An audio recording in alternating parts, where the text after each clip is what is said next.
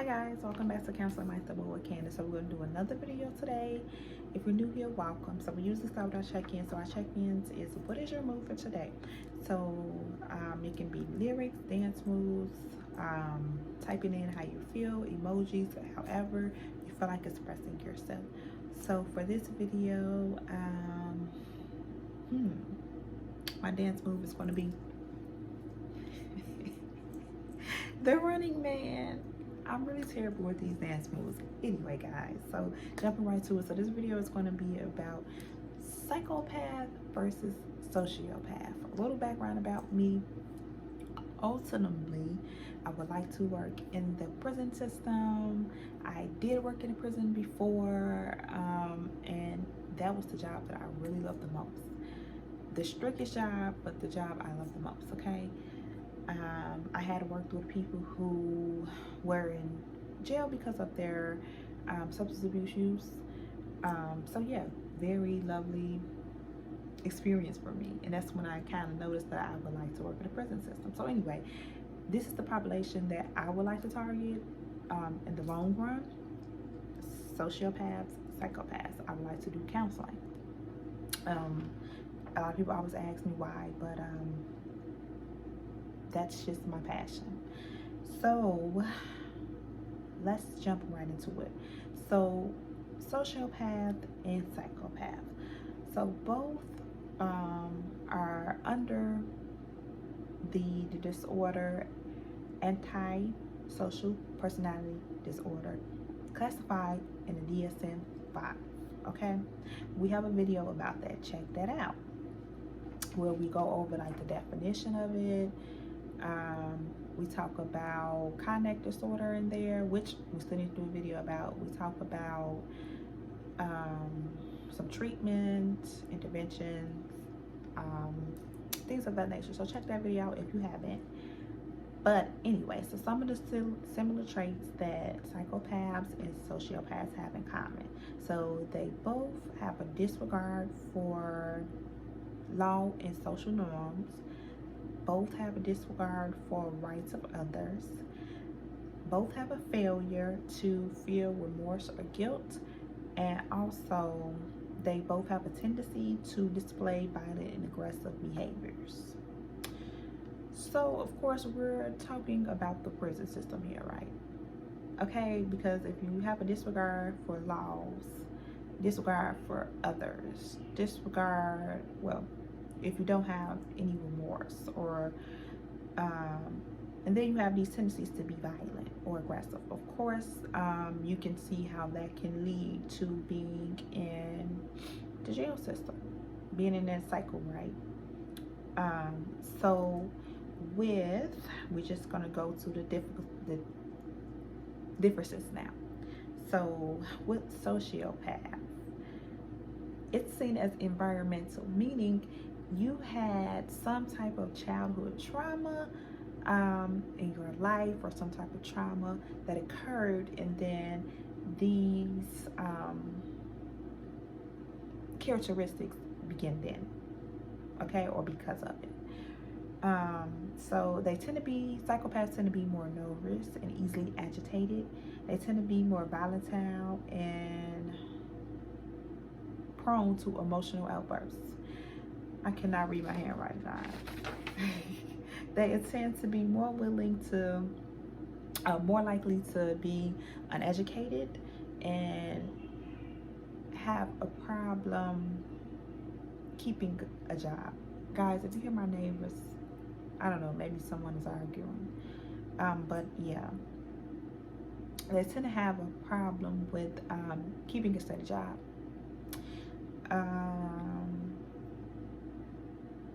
Okay, it also says more likely psychopaths live on the fringes of society.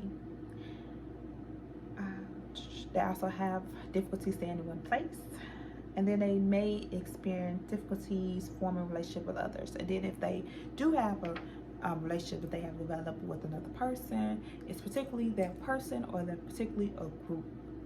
And a lot of the crimes that's committed by a sociopath are spontaneous, and then it's, like I said, it can be a product of like childhood trauma, any form of trauma. Um, so it's like learned behavior. That's a better way to say it. So let's go to some psychopath. So psychopath is considered to be genetic. So it's considered to be like a physiological effect resulted, and it's like a defect in the underdevelopment of the brain, which controls self-control and emotions. So you're looking at maybe difficulties forming emotional attachment. So maybe no friends, family. Well, definitely family. Everybody has family. Most people have family. Let me correct that. But yeah, so definitely do not have any form of emotional attachments. Keeping everybody at a difference. I mean, at a distance. Okay, just not having that attachment. Being aggressive and predatory in nature. You have planned crime, so it's calculated, it's planned, it's coordinated, it's intentional. And then also having charming personality. So this is that person that may be in medical school, or it may be a professor, or just having this really high position, right? Because they have these charming personalities, which can be manipulative and also can gain other people's trust quite easily. Okay, they learn to mimic emotions, and that goes back to the manipulations and being able to get other people's trust.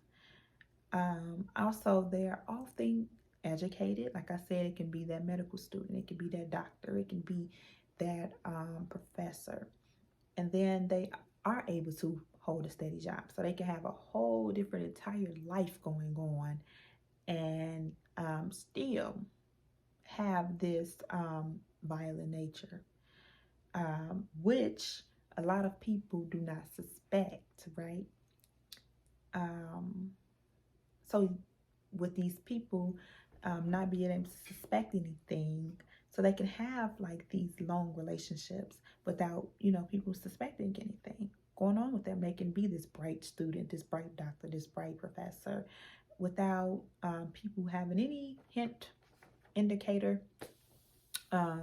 Also, just my prior knowledge, they are stated to like dress very flashy, like red suits and things like that. That's just like a profile that they have given to people. I actually got this information. I usually always start. So I got this information from Psychology Today. I did see like the WebMD, but I just wanted to get it strictly from the psychology or counseling perspective. So, which I did, right? Evidently, I did. Anyway, so that's all for, that's all for the psychopath. So as far as treatment, so we did a video, like I said, about antisocial personality disorder. Check that video out. Like I said, I always try to get you engaged and investigate for yourself. Check that video out as far as treatment, but definitely like just some obvious things. It could be counseling for the childhood trauma, for the psychopath. It can be teaching empathy. That's something that can be taught for, that's something that can be taught. Teaching social skills since they have problems forming these relationships. Also, yeah,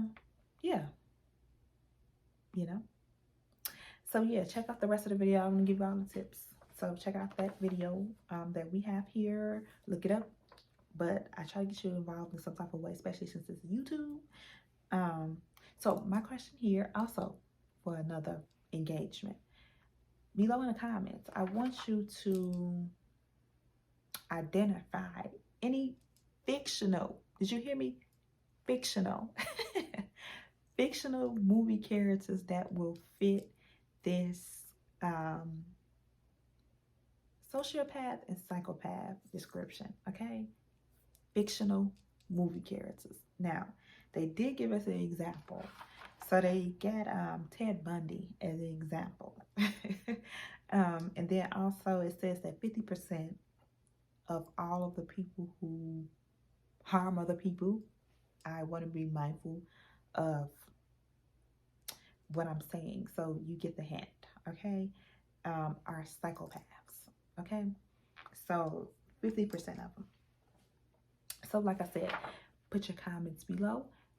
Put your who you can think of that's a movie fictional character that will fit sociopath or psychopath in the comments. Let me know what your mood is. Put your dance move, your lyrics, your emojis. Just type in how you feel.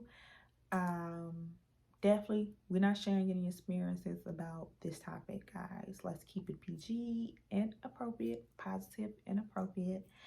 But I did want to do this video because this is my ultimate interest and my ultimate goal in the long haul, guys. So thanks for watching. Like, share, and subscribe. Like, share, and subscribe. I'll see you on the next video. Put your requests below. I'll probably be back later on this week. So if you give me your request now, I'll definitely get it done later on this week. Thanks for watching, guys. See you next time.